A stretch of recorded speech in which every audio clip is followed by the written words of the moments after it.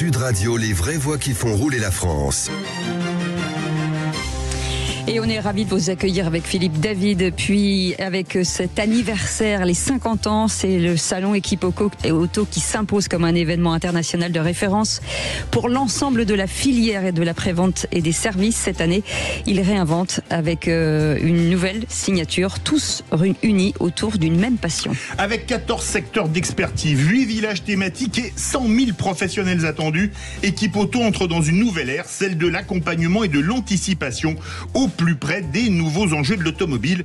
Nous évoquerons ce soir l'innovation sous toutes ses formes et coutures. Et puis je vous rappelle que nous serons en direct d'Équipe Auto et on sera ravis en tout cas de vous accueillir sur place. Allez, avec nous pour en parler, Philippe Baudin est avec nous, président du salon Équipe Auto. Bonsoir Philippe Baudin, merci d'être là.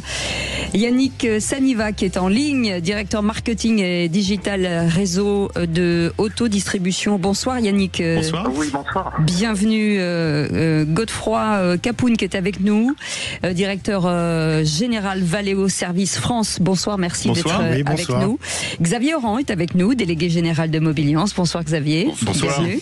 Et Aurélie Jouve qui est avec nous, c'est directrice Équipe Auto. Merci d'être avec nous. On va commencer par vous.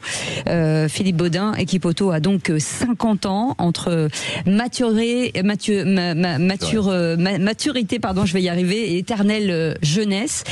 50 ans, ça compte pour un salon aujourd'hui, un salon unique qui est une vraie référence française, mais aussi internationale. 50 ans, c'est un cap important déjà. Par contre, en 50 ans, le salon n'a pas pris une ride. Il a, en tous les cas on espère, il a évolué, il a grandi. Il a aujourd'hui une reconnaissance maintenant mondiale pour l'ensemble de la filière, en tous les cas après-vente automobile. C'est un salon qui a une vocation extrêmement importante pour tout ce qui va être commerce, innovation, les rencontres, les échanges avec l'ensemble des acteurs de la filière.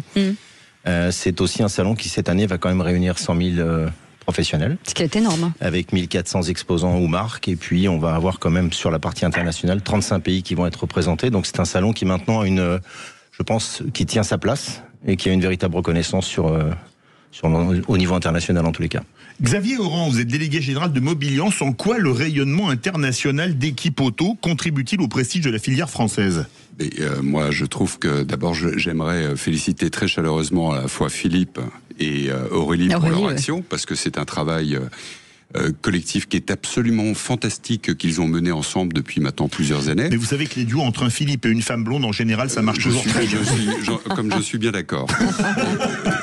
Comme je suis d'accord avec ça. Non mais, plaisanterie à part, c'est un salon absolument formidable.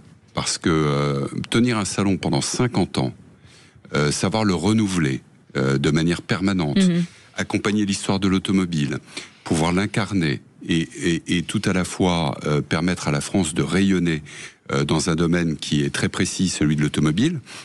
C'est notre patrimoine, c'est un patrimoine vivant, et ça permet à des générations à la fois de professionnels mais aussi de passionnés de l'automobile, constamment de retisser le lien très fort entre la France, qui est une nation automobile, et un salon de ce type. Moi, je trouve ça absolument remarquable.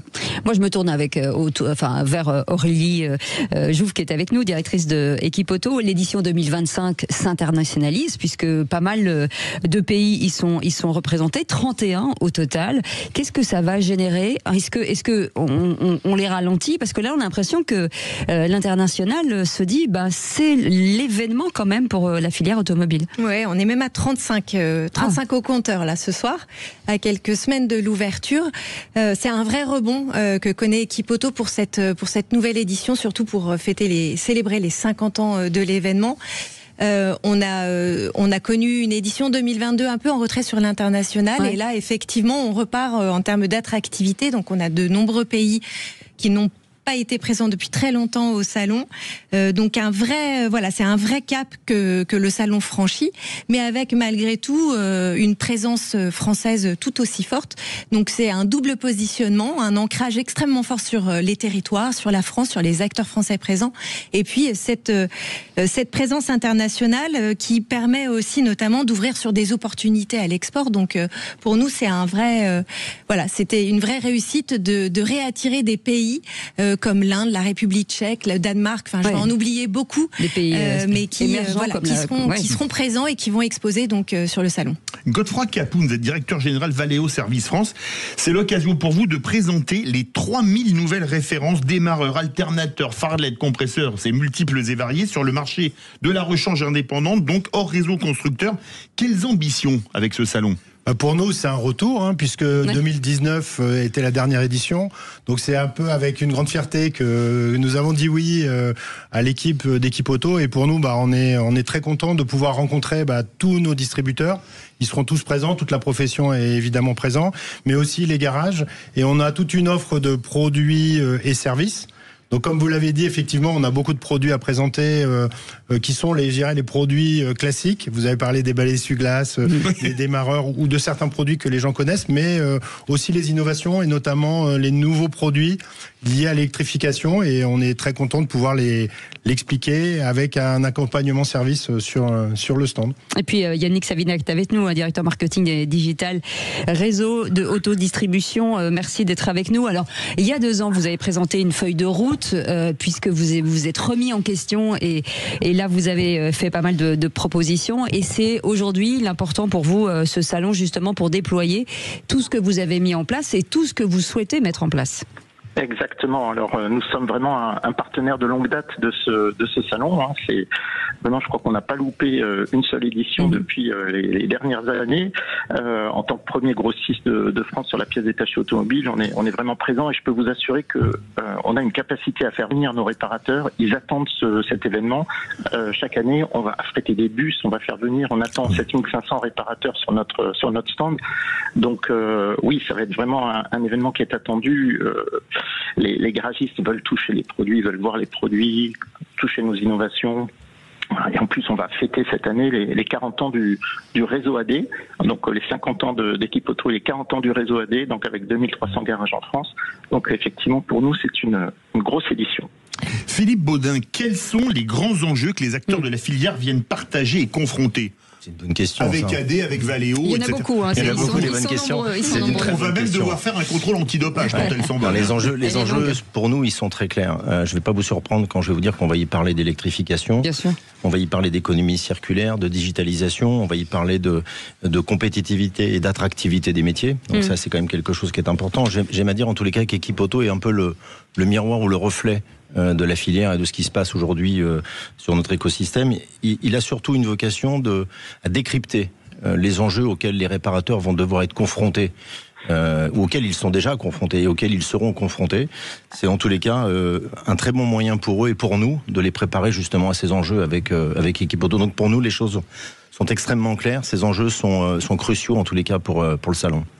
Alors Xavier Oran, vous êtes délégué général de Mobiliens, vous défendez corps et âme les entreprises, en tout cas de la filière. C'est une façon aussi, ce salon, de montrer aux géants étrangers que ici, quoi qu'il en soit, on peut dire ce qu'on veut, mais ça crée, ça innove, ça réfléchit, ça se remet en question, et le tissu local fonctionne à plein tube, si je puis parler comme ça. C'est une très bonne question et quel contraste avec la journée d'aujourd'hui. Il y a d'un côté la France qui travaille, qui se donne du mal, dans des métiers qui sont complexes. Qui se remet en question. Avec une filière qui est en transformation au sens littéral du terme. Donc c'est loin d'être évident, à la fois au niveau de l'amont industriel, mais aussi au niveau des métiers de l'aval. Vous l'avez dit, Cécile, ce sont des métiers qui sont très résistants, très résilients, mais enfin l'élastique est quand même très tendu. Et pour dire simplement les choses, ils sont comme dans beaucoup d'autres secteurs économiques, un peu effarés et désemparés, et en colère. Moi, je la sens monter par rapport à ce qui se passe dans notre pays. Et je trouve très bien que ce type de salon montre qu'il y a une France courageuse, qui encaisse un certain nombre de coups, qui est souvent montrée du doigt, à tort, parce que c'est une économie, singulièrement celle de l'automobile, qui est très implantée et très enracinée dans le territoire. Dans les métiers de la distribution et des services de l'automobile, ce sont quand même 500 000 emplois. Au total, en France, c'est 1 Français sur 10 qui dépendent directement des activités automobiles. Et donc, c'est énorme. C'est une poutre. C'est tout simplement une poutre, à la fois sur le plan stratégique, mais aussi sur le plan économique, social, et je dirais même plus culturel. Un salon, c'est un événement culturel, comme celui d'Équipe Auto. Et donc c'est une manière aussi de célébrer une culture automobile que les Français apprécient. Et encore une fois, et sans jeu de mots, c'est la France qui avance. Et c'est une force motrice pour faire progresser le pays. Et quand je vois les pertes occasionnées par ce type de journée, moi je trouve ça consternant.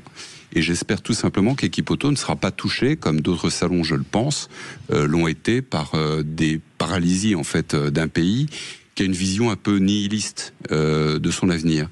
Eh bien, je pense que l'un des enjeux de ce salon, il y en a de nombreux que Philippe vient parfaitement d'indiquer, j'en retiendrai un parmi ceux que Philippe a cités, c'est celui de l'attractivité des métiers. Parce que on parle beaucoup de crise dans l'automobile et je pense qu'il est très important que des grands acteurs de référence comme AD ou Valeo, et il y en a beaucoup d'autres, viennent justement présenter un récit positif, attractif. Absolument. Justement, je me tourne dans notre avenir vers Godefroy Capoun pour dire, pour ceux qui ne le sauraient pas, en tout cas, il faut le faire savoir, vous êtes un fleuron français, c'est-à-dire que Valeo, je crois que c'est l'entreprise la plus brevetée au monde, et c'est important de le rappeler, c'est une grande fierté française. Et une entreprise connue dans le monde entier. Oui. Jusqu'en Chine. Oui. Absolument. Et donc, en termes de brevets, effectivement, nous avons la première place au niveau des brevets en France, mais aussi au niveau international. Ce qui est important pour nous à Equipoto, j'ai un chiffre en tête, c'est contre-intuitif, c'est de regarder par exemple l'électrification. Donc on a un peu des discours un peu catastrophiques sur l'électrification, mais quand on regarde les statistiques d'immatriculation en France sur le premier semestre, les véhicules électrifiés, donc y compris l'hybride, représentent 68%. Ah oui. Et les véhicules hybrides ont détrôné les véhicules à essence. Mais ça veut dire quoi ? Ça veut dire qu'il y a quand même eu un changement du marché et que pour nos réseaux, les réseaux vont être confrontés à différentes technologies. Et un des enjeux pour nous à Equipoto, justement, c'est de montrer un peu les nouvelles technologies, qu'est-ce que ça va changer pour eux, mais aussi les accompagnements avec la formation, avec un certain nombre de solutions de formation spécifiquement sur les produits électriques, sur les nouvelles technologies qui arrivent sur le marché. On va en parler. Allez, vous restez avec nous. On revient dans un instant. On va vous parler innovation parce que ce salon, Philippe Baudin, c'est aussi une innovation, des innovations dans tous les sens. Et toutes les entreprises qui sont là, en tout cas, on va parler formation aussi. On fait une petite pause et on revient dans un instant. On est ensemble jusqu'à 20h. Sud Radio. Sud Radio. Parlons vrai. Parlons vrai. Sud Radio. Parlons vrai. Sud Radio, les vraies voix qui font rouler la France. Et vous savez comme Sud Radio aime l'automobile et soutient l'automobile, et on parle d'Equipoto 2025, c'est l'innovation à tous les étages, électrification, recyclage et nouvelles technologies qui redessinent l'automobile. Philippe Baudin est avec nous, président du salon, avec Yannick Savina qui est directeur marketing et digital réseau de autodistribution, Godefroy Capoun qui est avec nous, directeur général Valeo Service France, Xavier Oran que vous connaissez bien sur cette antenne, délégué général de Mobiliance, et Aurélie Jouve, le meilleur pour la fin, directrice équipe auto. Philippe Baudin, vous avez pris un engagement assez fort puisque on parle beaucoup de recyclage, réduire de 30% l'impact environnemental du salon par rapport à 2022.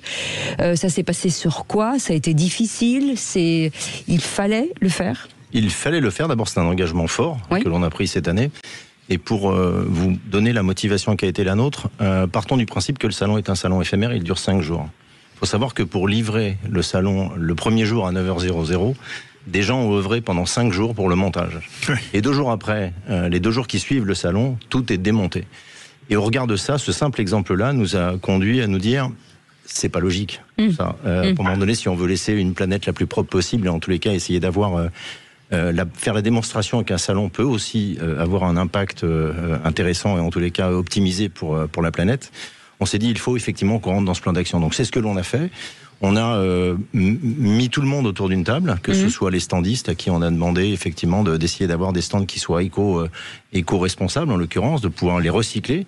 C'est quelque chose qui a été effectivement important pour nous et c'est un objectif qui est extrêmement clair.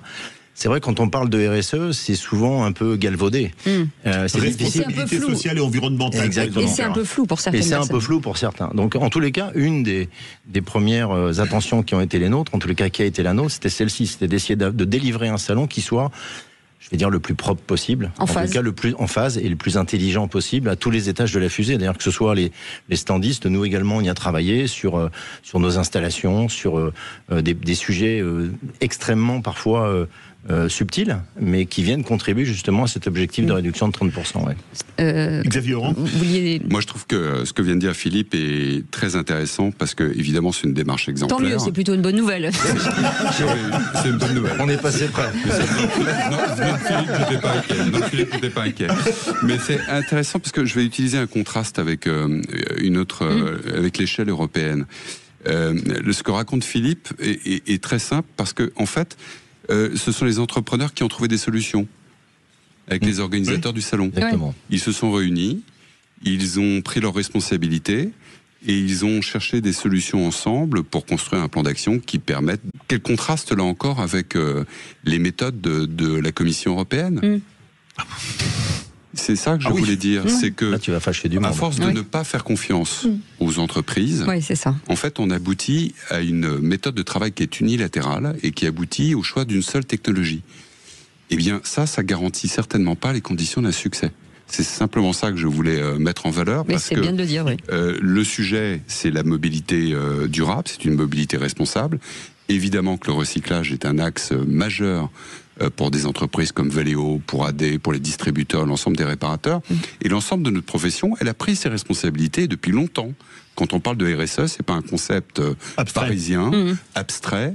Moi, je connais beaucoup de petites entreprises, de garages, de garagistes, qui ont des démarches exemplaires dans ce domaine-là, avec des salariés qui sont hyper impliqués dans ce type de démarche. Et je pense qu'on les met pas suffisamment en valeur. Et encore une fois, pour moi, le message principal, c'est faites confiance aux entreprises. Yannick Savinet, en parlant des entreprises, vous êtes directeur marketing et digital réseau d'autodistribution. L'innovation, c'est un des points essentiels à vos métiers, car vous devez étoffer vos compétences et vous adapter sans cesse au marché. L'endroit où il faut aller pour ça, c'est Equipauto. Exactement, mais je rebondis un petit peu sur ce qui vient d'être dit. Nous, notre enjeu en tant qu'animateur de l'après-vente, avec nos réseaux de garage, c'est de répondre finalement à deux enjeux. Le premier, c'est de faire durer les véhicules le plus longtemps possible. Donc, on est bien dans la thématique de réparer au lieu de remplacer. On a des véhicules maintenant qui peuvent sans aucun problème être roulés jusqu'à 20 ans. Et notre rôle, c'est d'aider les réparateurs à faire ça dans une démarche beaucoup plus responsable que ce qu'on faisait il y a quelques années. Donc ça, c'est le premier volant, c'est une innovation, mais qui permet d'avoir une démarche beaucoup plus responsable. Bien évidemment, le deuxième enjeu, c'est pour les véhicules beaucoup plus récents, bourrés d'électronique. Et là, effectivement, notre enjeu aussi, c'est de former les réparateurs à toutes ces nouvelles technologies, les accompagner, leur apprendre toutes les technologies d'ADAS, l'accès aux données constructeurs. Donc là, on n'arrête pas d'innover, on n'arrête pas d'accompagner nos réparateurs sur ces deux axes. Donc, faire rouler les véhicules le plus longtemps possible, les anciens, et accompagner aussi tous les nouveaux véhicules bourrés d'électronique. Et ben justement, cette innovation, elle vient souvent de chez nos amis de chez Valeo. Godefroy Capoun, qui est avec nous, directeur général Valeo au service France. On va parler du SDV, c'est ce logiciel au cœur de la voiture qui permet, en tout cas, il va permettre à certaines, en tout cas aux propriétaires de voitures, d'être updatés tout le temps. C'est-à-dire que c'est comme son portable. La voiture ne sera plus désuète. C'est-à-dire qu'elle pourra d'être, je sais pas comment on dit, updatée en français. Upgradée. Voilà, c'est très français aussi. Comme si j'étais américaine. Ça n'a aucun sens. Voilà, c'est parce que je trouvais pas le mot. Voilà, et ça c'est une innovation majeure parce que ça va éviter aux voitures surtout de perdre de valeur en fait. L'enjeu pour nous vraiment là dans la formation et dans les technologies qu'on va montrer seront liés directement à l'électrification. Pour donner un exemple très concret, sur une voiture ancienne par exemple, si la clim était en panne, que ce soit à Lille ou en Corse, la situation est différente. Mais oui, c'est moins grave. C'est moins grave. Dans certains endroits. Lille, avec le changement climatique, ça se discute. À Lille, on peut se passer de remplacer la clim immédiatement, ou du moins avant l'été. Avec un véhicule électrique, à l'inverse, l'enjeu est le refroidissement de la batterie. Le refroidissement de la batterie, on va avoir besoin de le réparer tout de suite parce que sinon la voiture est immobilisée. Donc là c'est une nouvelle technologie. Alors la mise à jour over the air, c'est aussi une nouvelle technologie, mais par exemple les nouvelles technologies électroniques vont nécessiter de la formation. Et pour ça, on a mis en place un certain nombre de formations, notamment avec un module de formation Tech Academy qui a 9 modules avec un certain nombre de modules. Alors à la fois directement sur le web, mais pour que nos réparateurs puissent se former en arrêtant, puisqu'ils ne sont pas forcément disponibles, mais surtout avec des modules présentiels, avec ce qu'on présentera au salon, des modules de simulation qui simulent 150 pannes, des pannes différentes et des cas réels de situation pour les garagistes. Donc ça, c'est l'enjeu. Donc ces nouvelles technologies dont vous parlez, évidemment, elles arrivent. C'est une révolution quand même. Oui, c'est nouveau, mais les métiers sont amenés à changer et c'est un des enjeux pour nous aussi pour les accompagner. Avant de poser une question à Aurélie Jouve, je tiens à rappeler à nos auditeurs des Hauts-de-France que Lille se trouve bien dans le département du Nord et pas au pôle Nord. On pouvait en douter légèrement après les propos de Godefroy Capoud. Aurélie Jouve, ces innovations concernent souvent l'électrification, les voitures connectées ou l'économie circulaire. Comment faire pour tant que réparateurs que distributeurs s'approprient ces nouveautés dans leur activité? Parce que c'est quand même high-tech. Oui, c'est high-tech et c'est une vraie question. C'est comment faire en sorte que nos réparateurs, que les distributeurs puissent s'approprier ces innovations qui parfois peuvent faire un peu peur. Effectivement, on a parlé d'électrification, d'ultra-connectivité. Alors, en écho à la Tech Academy de Valeo, on aura nous aussi, pour la première fois sur Equipoto, notre propre Tech Academy. Puisqu'on a remis, je dirais, au cœur d'Equipoto, bien évidemment en parallèle de toute notre offre habituelle, la technologie, donc avec un nouveau village de la tech, une Tech Academy dans laquelle on va délivrer des contenus non pas que théoriques mais pratiques. L'idée, c'est vraiment d'apporter des clés concrètes à nos visiteurs qui repartent avec de vraies solutions pour leur business. Donc on va aborder tous les sujets que Godefroy a abordés. Effectivement, on parle beaucoup d'over de réparation à distance, d'ADAS, de sécurité, d'éclairage, beaucoup de choses qui vont être expliquées, montrées. On aura aussi une aire d'évolution en extérieur. On y retrouvera notamment Valeo qui va faire des démonstrations. Donc vraiment l'idée c'est de donner des clés concrètes à tous nos visiteurs qui repartent avec plein de solutions. Cette innovation, Xavier Oran, de toutes ces petites entreprises un peu partout en France qui sont un peu délaissées, c'est l'occasion en tout cas de se voir, de se côtoyer, et on a l'impression que finalement Equipoto c'est un contrat de confiance, c'est-à-dire qu'on revient en confiance, on vous propose ce qui se passe, vous pouvez discuter avec les uns les autres de territoires, parce que les territoires sont tous différents les uns des autres, et on retrouve une confiance. Moi j'aime bien cette idée de contrat de confiance, c'est ce qui manque encore une fois de manière générale, mais je ne vais pas déborder et sortir du sujet automobile. En tout cas, la confiance, pour filer la métaphore, c'est le plus grand des moteurs. Nous, ce que nous avons fait, je la garde celle-là. On l'a noté, c'est le plus grand des moteurs. Quand la confiance est en panne, plus rien n'avance. Bref, ce qu'on a fait de notre côté au niveau de la branche professionnelle, on a mobilisé quand même 100 millions d'euros au cours de ces 5 dernières années pour accompagner la formation de l'ensemble de la chaîne de valeur. Cette chaîne de valeur, c'est 200 000 entreprises, c'est 500 000 salariés derrière. C'est considérable. Il y a un volume de l'ordre de 100 000 salariés par an qui passent en formation continue. Oui. Et on est en train de finaliser avec nos partenaires sociaux un nouvel accord paritaire que l'on va baptiser Propulsion pour les 4 prochaines années en mettant des moyens significatifs. En parallèle, on a noué un accord stratégique avec d'ailleurs Valeo, et il y a d'autres accords qui sont en cours de discussion, pour faire en sorte de diffuser plus rapidement l'innovation technologique sous toutes ses formes, en touchant toutes les tailles d'entreprise. Il est très important de toucher les plus petites entreprises qui sont la majorité de la profession et qui, c'est un peu contre-intuitif, mais c'est un excellent signal en termes de confiance. Ils sont extrêmement consommateurs en termes de formation. C'est difficile parce que ce sont des petites entreprises, donc par définition, envoyer un salarié en formation est très contraignant, mais il y a d'autres dispositifs de formation dont vous avez parlé tout à l'heure, qui sont en train de se développer. Et donc là, on voit l'intensité de la transformation un peu dans tous les domaines. Et puis enfin, je rappelle que depuis 7 ans, on a lancé un accélérateur en termes de start-up, qu'on n'a pas hésité, et ça a été annoncé, je crois, il y a 2 jours, à ce que Mobiliance rentre au capital d'une société, en l'occurrence Diago, dans le domaine de l'intelligence artificielle, parce qu'on a pris pour option le fait d'être acteur et pas simplement analyste de ces transformations.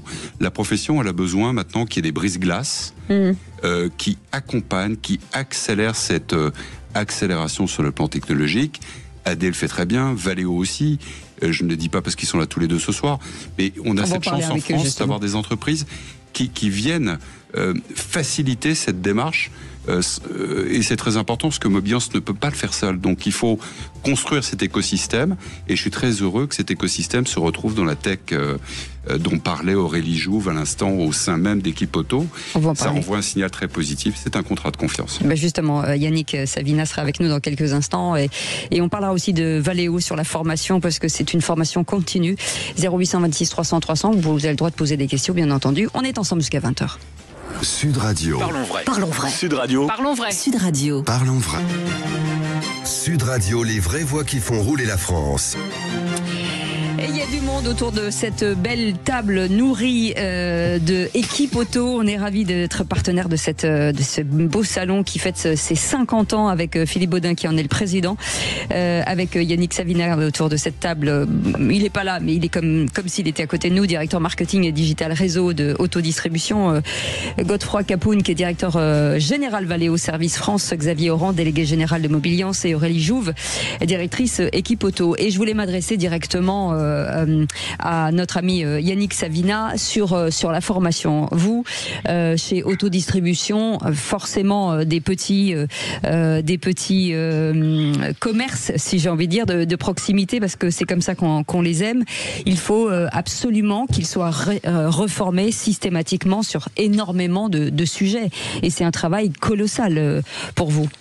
Exactement. Donc on a maintenant depuis quelques années mis en place un vrai programme de formation à la fois pour nos réparateurs en mécanique, mais aussi pour les carrossiers, avec un cursus chaque année qu'on a sur des formations prioritaires qu'on leur propose. Donc je peux vous en citer quelques-unes sur la DAS par exemple, sur la réparation de boîtes de vitesse automatiques, sur le pass-through, l'accès aux données constructeurs. Voilà, on a des formations vraiment spécialisées pour les deux métiers de la mécanique et de la carrosserie.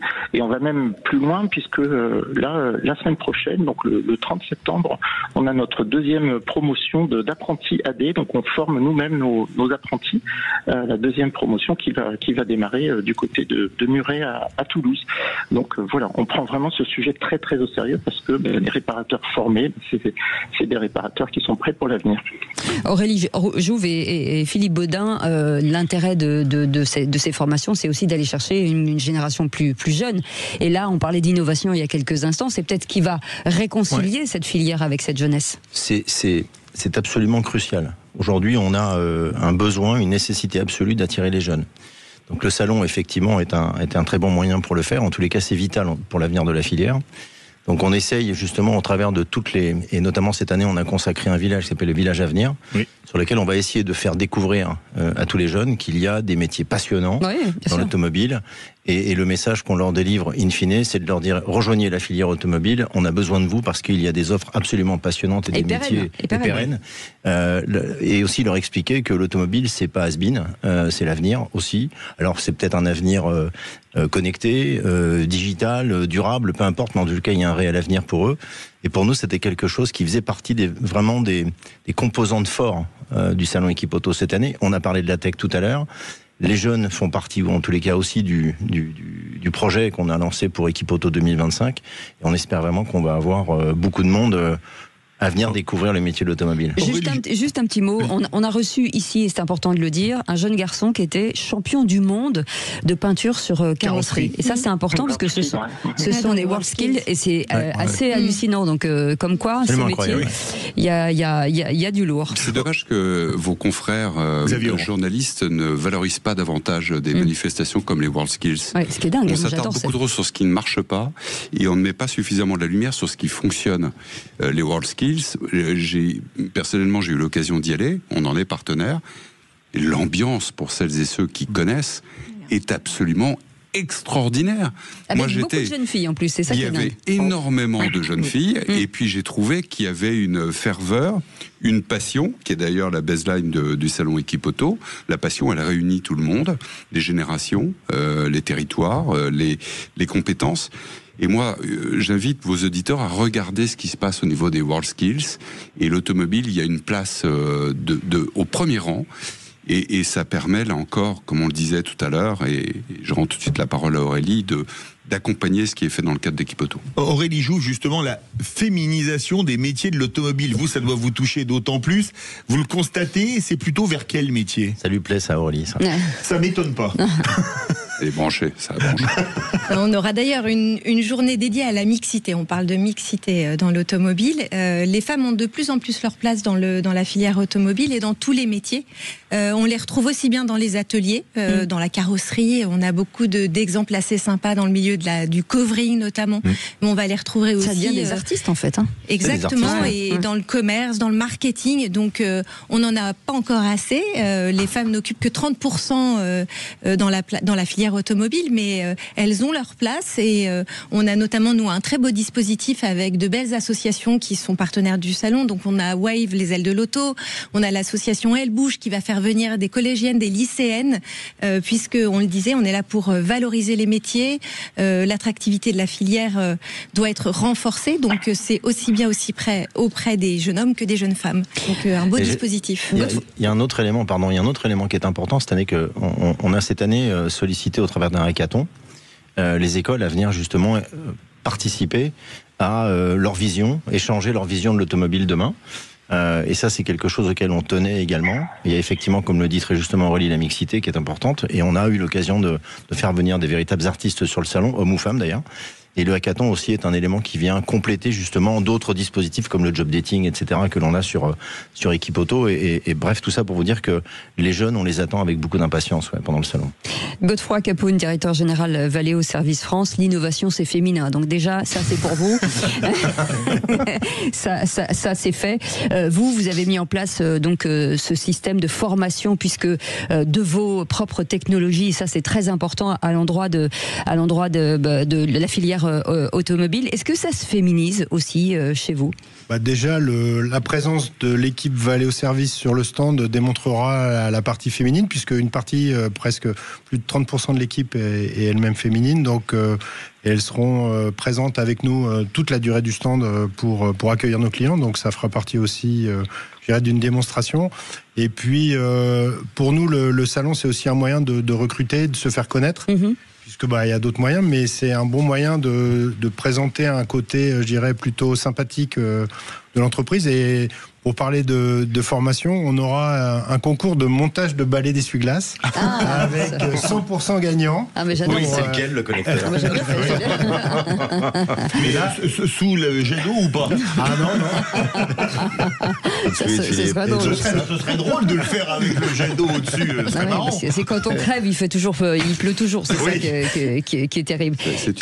Comment est-ce qu'une nouvelle génération chez vous, chez Valeo, vous sentez quand même que la technologie, l'innovation, il y a une appétence, il y a un renouvellement d'appétence de ces métiers.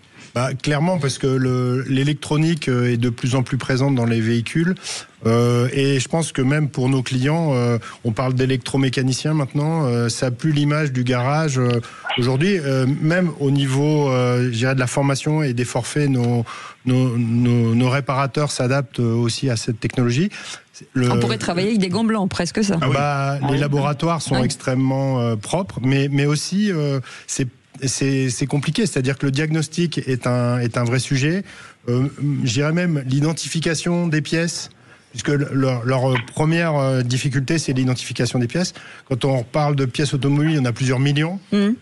Et trouver la bonne pièce pour le véhicule. Et puis, nos clients dont font partie AD ont quelque chose d'assez incroyable, c'est que vous arrivez le matin, vous posez votre voiture et vous repartez le soir, la voiture est réparée. Mais vous n'avez pas imaginé que le client il a identifié les pannes, il a identifié les pièces à remplacer et il a été livré dans la journée. Et finalement, c'est transparent pour le client final, mais la voiture est réparée. En tout cas, c'est bon pour l'expérience client, ça c'est sûr. Voilà. Xavier Oran, est-ce que l'innovation, c'est un accélérateur pour stimuler les jeunes à venir dans les métiers de l'automobile ? Mais même plus que ça, c'est la signature du premier organisme de formation de la branche, qui s'appelle Mobipolis. Sa signature, moi je la trouve excellente. D'ailleurs, Mobipolis, au passage, est présidée par une femme, Virginie de Pierrepont. Et la signature de Mobipolis, c'est former pour transformer. Et c'est exactement l'un des défis qui est le plus important à mon avis, qui est le défi humain que doit relever la filière automobile dans son ensemble. Moi j'ai une question pour Philippe et pour Cécile. Oui. Combien... C'est de la culture générale ou pas? C'est la culture générale. Attendez, je prépare le buzzer. Combien de millions de lignes de code y a-t-il dans une voiture aujourd'hui? Je sais pas, 30 millions. Cécile. Une. Je Je crois que j'ai la réponse. 100 millions de lignes de code. 100 millions de lignes de code. En 2030, et en euros, ça fait combien? demain, ça sera 1 milliard de lignes de code. C'est fou. 1 milliard. Excusez-moi, je me rappelle, je vais donner un chiffre. Quand la première voiture Stellantis, enfin PSA, a été multiplexée, c'était la 307. Et un ami qui était ingénieur chez Airbus, j'étais à Toulouse, m'a dit qu'il y avait plus d'électronique là-dedans que dans un Boeing 707. Dans un Boeing 707, c'était un des premiers gros acteurs de Vous voyez la technicité que cela implique au niveau de nos ingénieurs. Donc laissons-les travailler, faisons leur confiance, comme on le disait tout à l'heure. Premier point. Mais deuxième point, on parle de véhicules étendus avec toutes ces innovations, et donc ça suppose que les compétences en aval soient elles-mêmes étendues, parce que les compagnons, les techniciens qui sont dans les garages de l'automobile, ils devront à la fois gérer un parc qui a extrêmement divers, avec un éventail de plus en plus divers en fonction de notre mix énergétique, en particulier, mais aussi digital. Et donc tout cela, ces compétences, ça s'entretient. C'est un investissement qui est absolument considérable. Mais par rapport à ces millions de lignes de code, c'est ça aussi qu'il faut dire à nos jeunes. Oui. Merci beaucoup. Yannick Savina, vous voulez dire quelque chose, parce que depuis tout à l'heure vous êtes... Non, je voulais simplement compléter les propos de Xavier, de dire que effectivement collectivement on a un rôle pour recruter, pour rendre cette filière attractive aux jeunes, justement avec les nouveaux métiers de l'électronique, en attirant de jeunes femmes, etc. Donc effectivement le fait de faire de la pub, de recruter, de faire connaître ces métiers, c'est vraiment notre rôle à tous. Nous, côté AD, on est le premier réseau à avoir fait même des spots de pub à la télé sur France 2 pour dire, voilà, il y a des postes ouverts, venez, vous êtes carrossier, mécanicien, peintre, voilà, venez dans le réseau AD, et il y a des offres qui sont ouvertes, on a des partenariats avec HelloWork, il y a des offres sur ad.fr, donc venez, les métiers de l'automobile sont passionnants. Merci beaucoup Yannick Savina, directeur marketing de Digital Réseau AD. Merci beaucoup Philippe Baudin, président du salon Équipe Auto, avec Aurélie Jouvre, directrice d'Équipe Auto, Godefroy Capoun, merci d'avoir accepté notre invitation, directeur général Valeo Service France, Xavier Oran, merci beaucoup, délégué général de Mobiliance. Et dans un instant, on vit pas dans la même France. Ah c'est Magali Berda, bonsoir Magali. Ça va, vous allez bien? Oui, ça va. Bonsoir. Dans un instant. Oui, alors dans un instant, on se retrouve pour On vit pas dans la même France, et on reçoit ce soir une influenceuse exceptionnelle qui s'appelle Cassandra Julia, qui va débattre avec un député certainement aussi exceptionnel qui s'appelle Éric Botorel, député Ensemble pour la République des Côtes-d'Armor. Et le sujet justement, c'est le métier d'influenceur. Est-ce un vrai métier ou pas? Voilà, 0826 300 300 si vous voulez participer à cette émission. Et c'est jusqu'à 21h. Merci en tout cas à nos invités. Merci Philippe David, merci à notre Cécile, équipe. Merci François-Louis. Merci Aude, merci Maxime et merci Justine et merci Baptiste. Et on se retrouve demain à partir de 18h. Passez une très belle soirée avec Magali Berda. À demain. Salut. Bonne soirée à vous. Sud Radio, c'est vous qui donnez le ton. Merci Sud Radio pour votre diversité dans les échanges. C'est vrai que c'est une radio libre. Sud Radio, parlons vrai.